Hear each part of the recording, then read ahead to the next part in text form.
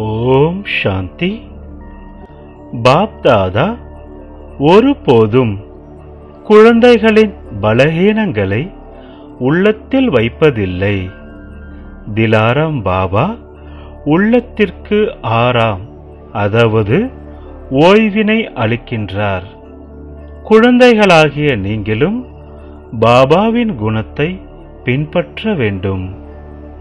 எவரது பலகீனத்தையும் மனதில் ஏற்றுக்கொள்ளாமல் அவர்களுடைய மனதை சாந்தப்படுத்துங்கள். ஆக்கப்பூர்வமான எண்ணம் உடையவராக ஆகுங்கள். தைரியம் இழந்தவர்களுக்கு உற்சாகம் என்ற கைத்தடியை வழங்குங்கள். எவருடைய பலகீனத்தையும் வர்ணனை செய்து மற்றவர்களிடம் பரப்பாதீர்கள். கூட இருப்போராய் இருந்தாலும் சரி அல்லது பிரஜைகளாக இருந்தாலும் சரி, ஒவ்வொரு ஆத்மாக்களின் வாயிலிருந்தும் ஆசீர்வாதங்களே வெளிவரட்டும். இவர் சிநேகமானவர், உதவியளிக்கும் உபகாரி என்று கூறி உங்களுக்கு ஆசீர்வாதம் வழங்கட்டும்.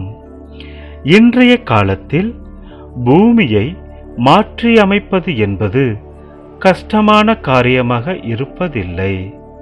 அறிவியல் மூலம் எங்கும் எதையும் பயிரிட்டு உற்பத்தி செய்து விடுகின்றனர்.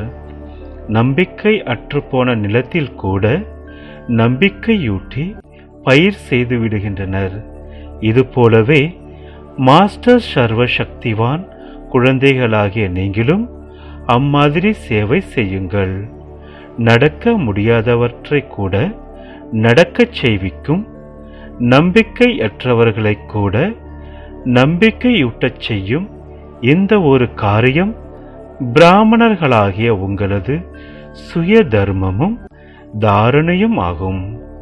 ஏனெனில் பாப்தாதா ஒவ்வொரு குழந்தையின் ஒவ்வொரு அடியின் பின்னாலும் லட்சக்கணக்கான அடி எடுத்து வைத்துதான் சுயம் உதவியாளர் ஆகி தைரியத்தையும் உற்சாகத்தையும் அதிகப்படுத்துகின்றார்.